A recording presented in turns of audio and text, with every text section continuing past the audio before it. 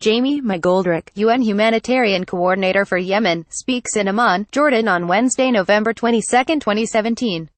RAAD ADAYLEHAP Sanaa, Yemen. Hundreds of humanitarian staffers from nearly 50 agencies are stranded in Yemen or unable to enter the country after a Saudiled military coalition shut down Yemen's air, land and seaports, a UN spokesman said Wednesday. Ahmed Ben Lassoued, a Sanaabased media official at the United Nations Office for the Coordination of Humanitarian Affairs, told the Associated Press that a total of 32 flights have been cancelled since November 6, when the coalition ordered a tightening of the Yemen blockade. He said 220 humanitarian staff from nearly 50 agencies in Djibouti and Amman are waiting to return to northern Yemen. Another 310 passengers are stranded in Sana'a and other duty stations in northern Yemen, waiting to depart. The blockade imposed on the humanitarian flights is severely hampering humanitarian operations, impeding humanitarians to provide much-needed assistance to millions of people who rely on it for their survival, Ben Lassoued said. The coalition has announced that it's lifting the blockade after initially tightening it on November 6 after a missile attack on Riyadh by Yemeni rebels known as Houthis.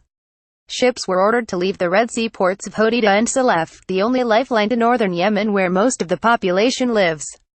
The two ports are under the control of the Houthis. The conflict in Yemen pits the Shiite Houthi rebels and the ousted president's forces against the internationally recognized government and its main backer, the Saudiled coalition. For more than 2 years, airstrikes and ground fighting have left over 10,000 people dead, driven 3 million from their homes and destroyed the country's already fragile infrastructure. International aid groups describe Yemen as the world's worst humanitarian crisis as millions are at risk of famine. The New York-based International Rescue Committee on Wednesday urged an end to the blockade, calling it a collective punishment of Yemenis that risks driving 500 children into malnutrition every week. It said the closure of Yemeni ports by the Saudiled coalition as part of its fight against Houthi rebels creates humanitarian misery for millions of Yemenis. The IRC also condemned the international community, saying its silence is a disgrace and is enabling what could be collective punishment.